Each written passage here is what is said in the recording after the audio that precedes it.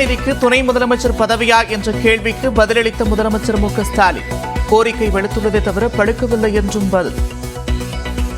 அமைச்சர் உதயநிதி ஸ்டாலின் துணை முதலமைச்சராகணும்னு பல்வேறு கோரிக்கைகள் வலுத்திருக்கு. முதலமைச்சர் பரிசீலிப்பாரா? வலுத்திருக்கு தவிர படுத்தில்லை. காஞ்சிபுரம், செங்கல்பட்டு, விழுப்புரம், கடவட்டங்களில் இன்றும் கனமழைக்கு வாய்ப்பு. கள்ளக்குறிச்சி, அரியலூர், பெரம்பலூர், மயிலாடுதுறை மாவட்டங்களில் இன்று கனமழை பெய்யும் என கணிப்பு. சென்னையில் மேலும் 2 நாட்களுக்கு மிதமான மழை தொடரும். வானிலை ஆய்வு மையம் கணிப்பு.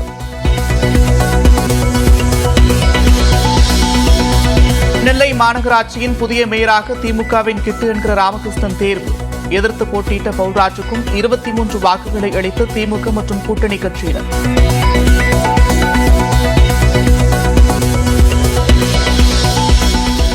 கோவை மாநகராட்சியின் திமுக மேயர் வேட்பாளராக ரங்கநாயகி தேர்வு. கவுன்சிலர்களுக்கும் அமைச்சர் கேனூர் நடத்திய ஆலோசனையில் முடிவு.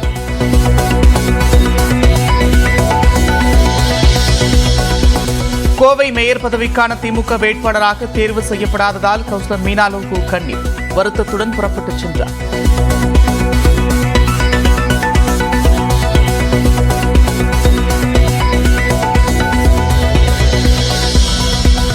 முன்னாள் அமைச்சர் செந்தில் பாலாஜி வழக்கில் அமலாக்கத்துறைக்கு உச்சநீதிமன்றம் கண்டனம். வாதாடுவதற்கு தயாராக இல்லை என கூறி வழக்கு விசாரணையை தள்ளி வைக்க கூறுவது என்ன மாதிரியான செயல் என்று நீதிபதிகள் காட்டும். எம்.ஆர். விஜயபாஸ்கர் தொடர்புடைய இடங்களில் சிபிசிஐடி காவல்துறை சோதனை. கரூர், நாமக்கல், திண்டுக்கல் ஆகிய இடங்களில் சோதனையில் ஈடுபட்டுள்ள அதிகாரிகள்.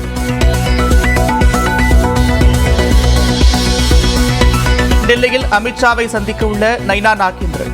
மீனவர் விவகாரத்தில் வெளியுறவுத்துறை அமைச்சரை சந்திக்க அண்ணாமலை டெல்லியில் முகாம். விருதுநகர் மாவட்டம் சதுரகிரி கோவிலுக்கு மலையேற இன்று அனுமதி மறுப்பால் பல்லாயிரம் பேர் காத்திருப்பு. ஏற்கனவே சென்றவர்கள் மலையிறங்கி வருவதால் கூட்ட நெரிசலை தவிர்க்கும் விதத்தில் நடவடிக்கை.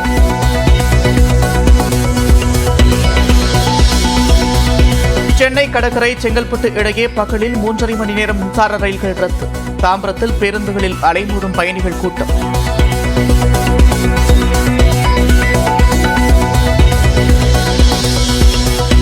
பள்ளி மாணவர்களுக்கு 4ற்கு பதில் 3 செட் சீருடைகளை வழங்கப்படுவதாக எடப்பாடி பழனிசாமி குற்றச்சாட்டு. சுணக்கம் காட்டாமல் சீருடைகளை வழங்க வலியுறுத்தல்.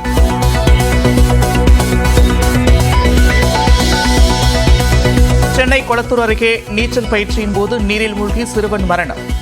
பயிற்சியாளரை காரணம் என்று பெற்றோர் புகார். மதுரை அருகே மேலூர் சுங்கச்சாவடியில் லாரி மீது கார் மோதி விபத்து. மதிமுக பொதுக்குழு கூட்டத்தில் பங்கேற்றுவிட்டு ஊர் திரும்பிய நிர்வாகிகள் 3 பேர் உயிரிழப்பு.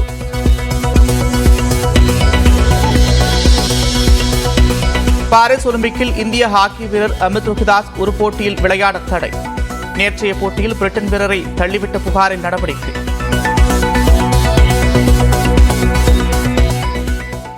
சென்னை கொளத்தூர் அருகே நீச்சல் பயிற்சியின் போது 10 வயது சிறுவன் நீரில் மூழ்கி இறந்த நிலையில் பயிற்சியாளரின் அலட்சியமே காரணம் என்று தாயார் புகார் அளித்திருக்கிறார்.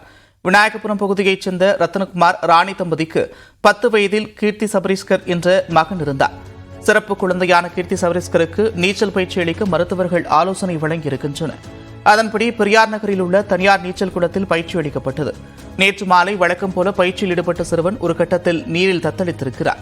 இதனை கவனித்த ராணி பயிற்சியாளரிடம் கூறியபோது அப்படி இருந்தால்தான் நீச்சல் பழக முடியும் என்றும் பதிலளித்துள்ளார். ஆனால் சிறிது நேரத்தில் கீர்த்தி சபரீஸ்கர் பேச்சு மூச்சு இல்லாமல் மயங்கியிருக்கிறார்.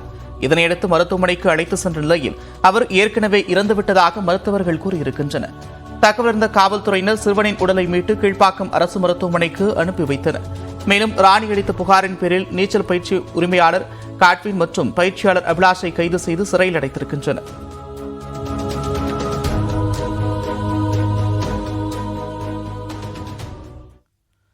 வயநாடு நிலச்சரிவில் சிக்கியவர்களை தேடும் பணி 7வது நாளாக தொடர்ந்த நிலையில் சூரல்மலையில் 5க்கும் மேற்பட்ட உடல்கள் புதைந்திருப்பது தெர்மல் ஸ்கேனர் மூலம் கண்டறியப்பட்டு மீட்பு பணிகள் நடந்து வருகிறது.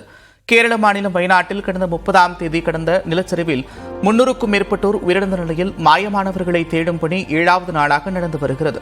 மீட்பு பணியில் 1500க்கும் மேற்பட்ட தன்னார்வலர்களும் இந்திய ராணுவம், தேசிய பேரிடர் மீட்புப் படையினர் என 350க்கும் மேற்பட்டோர் ஈடுபட்டிருக்கின்றனர். 540 குடியிருப்புகள் இருந்த முண்டக்கை பகுதியில் தற்போது 50 வீடுகள் மட்டுமே இருக்கும் நிலையில் அங்கு மீட்பு பணிகள் ஓரளவுக்கு நிறைவு பெற்றுள்ளன.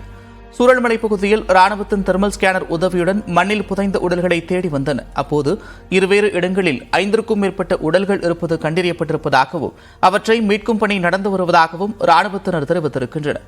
இருவிளிஞ்சி ஆற்றை ஒட்டி அந்த பகுதியில் 12 ஜேசிபி இயந்திரங்கள், 35க்கும் மேற்பட்ட ராணுவ வீரர்கள், 100க்கும் மேற்பட்ட தன்னார்வலர்கள் தீவிர சோதனையில் ஈடுபட்டிருக்கின்றனர்.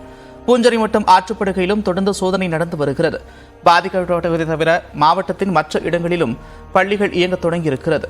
காணாமல் போனவர்களின் எண்ணிக்கை குறையும் வரை தேடும் பணி தொடரும் என்று அரக்கோணத்திலிருந்து வந்த தேசிய மீட்புப் படை கமாண்டோ அகிலேஷ் தெரிவித்திருக்கிறார். Till around hundreds villagers are missing. That was input given to us by the district disaster management authority. So we are searching on that areas. We are find out the suspected areas. We are taking the help of the cadaver dog also. எப்படிப்பட்ட மழை வந்தாலும் அதை சமாளிக்க திமுக அரசு தயாராக இருப்பதாக முதலமைச்சர் மு க ஸ்டாலின் தெரிவித்திருக்கிறார். வடகிழக்கு பருவமழைக்கு எவ்வாறான ஏற்பாடுகள் செய்யப்பட்டிருக்கிறது? இப்பயே மழை பெஞ்சிருக்க நிலையில அங்கங்க தண்ணி பெய்யுன்னு சொல்றாங்க எதிர்கட்சியினர். எதிர்கட்சியை பொறுத்தவரை இப்ப எந்த இந்த பருவமழைக்கு முன்னாடியே தென்மேற்கு இப்ப நம்ம சென்னைக்கு மழை பெஞ்சிருக்கு. நேற்று ஒரு நாள் மட்டுமே 12 சென்டிமீட்டர் மழை. இன்னும் வரநாட்களிலும் மழை அதிகமா இருக்குங்கிறத போர்காஸ்ட்ல சொல்லியிருக்காங்க. இப்படிப்பட்ட மழை வந்தாலும் சந்திப்பதற்கு இந்த அரசு தயாரா இருக்கு.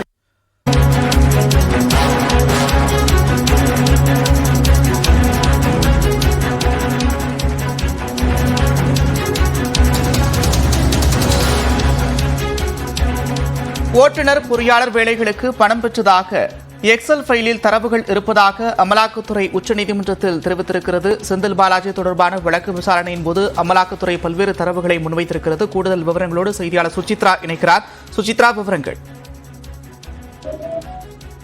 அந்த செந்தில் பாலாஜியினுடைய வழக்கு தொடர்பான விசாரணை என்பது உச்சநீதிமன்றத்தில் இந்த விசாரணைக்கு எடுத்துக் கொள்ளப்பட்டது பொழுது மிக முக்கியமாக அவருடைய இல்லத்தில் சோதனை செய்த பொழுது கைப்பற்றப்பட்ட அந்த பென்ட்ரைவ் மற்றும் சீக்ரெட் ஹார்ட் டிஸ்க் குறித்த தகவலை அமலாக்கத்துறை இன்று வழங்கியுள்ளது. மிக முக்கியமாக அந்த பென்ட்ரைவில் கூறப்பட்டுள்ள அந்த .xls என்ற மைக்ரோசாப்ட் ஃபைல்கள் என்பது வேறு அல்ல. மிக முக்கியமாக அது வந்து சேவ் செய்யப்பட்ட விதம் மட்டுமே மாற்றாக உள்ளது. செந்தில் பாலாஜி தரப்பு கூறுவது போல அந்த தரவுகளை பொறுத்த அளவில் டிரைவர், பொறியாளர் உள்ளிட்ட வேலைகளுக்கு பணம் பெற்றதாக அந்த ஃபைலில் உள்ளது. அந்த தரவுகளை செந்தில் பாலாஜி தரப்பு ஒரு உரிய பதிலையும் அளிக்கவில்லை என்ற ஒரு குற்றச்சாட்டை செந்தில் பாலாஜி தரப்பு மீது தற்போது அமலாக்கத்துறையானது முன்வைத்துள்ளது. அது மட்டுமல்லாமல் ஆட்சேர்ப்பு குழுவில் தான் இடம்பெறவில்லை என்ற ஒரு கருத்தை செந்தில் பாலாஜி கூறியுள்ளது. அதனால் இந்த படத்திற்கும் தனக்கும் சம்பந்தம் இல்லை என்று அவர்கள் கூறியுள்ளார்கள் என்ற ஒரு கருத்தையும் தற்பொழுது உச்சநீதிமன்றத்தில் அமலாக்கத்துறை தரப்பானது வாதமாக முன்வைத்துள்ளது. அது மட்டுமல்லாமல் கணக்கில் காட்டப்பட்டுள்ள சுமார் 67 லட்சம் என்பது தன்னுடைய எம்எல்ஏ சம்பளத்திலிருந்து வந்ததாக செந்தில் பாலாஜி கூறியிருந்தார். ஆனால் அது சம்பளத்தில் வந்தது இல்லை. அதன் பிறகு தன்னுடைய கருத்தை மாற்றி விவசாய வருமானத்தில் வந்தது என்று கூறியுள்ளார். இருவேறு கருத்துக்களை அவர் கூறியுள்ளதாக அமலாக்கத்துறை இன்றைய விசாரணையின் பொழுது குற்றச்சாட்டை முன்வைத்துள்ள நிலையில் மிக முக்கியமாக இந்த விவகாரத்தில் கிடைக்கப்பட்டுள்ள அந்த 1.6 கோடி ரூபாய் என்பது எவ்வளவு காலத்தில் கிடைத்தது என்ற ஒரு கேள்வியும் நீதிபதிகள் முன்வைத்தார்கள். கடந்த 2013ஆம் ஆண்டு முதல் 2021ஆம் ஆண்டு வரை இந்த பணத்தை அவர் பெற்றுள்ளார் எனவும் இது விதிகளை மீறி பெறப்பட்ட பணம் என்ற ஒரு கருத்தையும் உச்சநீதிமன்றத்தில் அமலாக்கத்துறையானது இன்றைய விசாரணையின் பொழுது முன்வைத்துள்ளது. இதனையடுத்து வழக்கினுடைய விசாரணை என்பது நாளை பிற்பகல் 2 மணிக்கு நடைபெறும் என்ற ஒரு உத்தரவை தற்போது நீதிபதிகள் பிறப்பித்துள்ளார்கள். அப்பொழுது இந்த ஆவணங்கள் அதிகாரப்பூர்வமாக தாக்கல் செய்யப்பட்டிருந்தால் அது தொடர்பான ஒரு விரிவான விளக்கத்தை வழங்க வேண்டும் என்ற ஒரு உத்தரவும் தற்போது அமலாக்கத்துறைக்கு வழங்கப்பட்டுள்ளது. வழக்கு விசாரணையினுடைய தொடக்கத்தில் அமலாக்கத்துறை வாதாட தயாராக இல்லை அப்படின்னு தெரிவித்த நிலையில நீதிபதிகள் கண்டனம் தெரிவித்திருந்தாங்க. இந்த நிலையில இந்த விசாரணையின் போது நடந்த வாத பிரதிவாதங்கள்ல முக்கியமாக கவனிக்க வேண்டிய அம்சங்கள் என்னென்ன சுசித்ரா?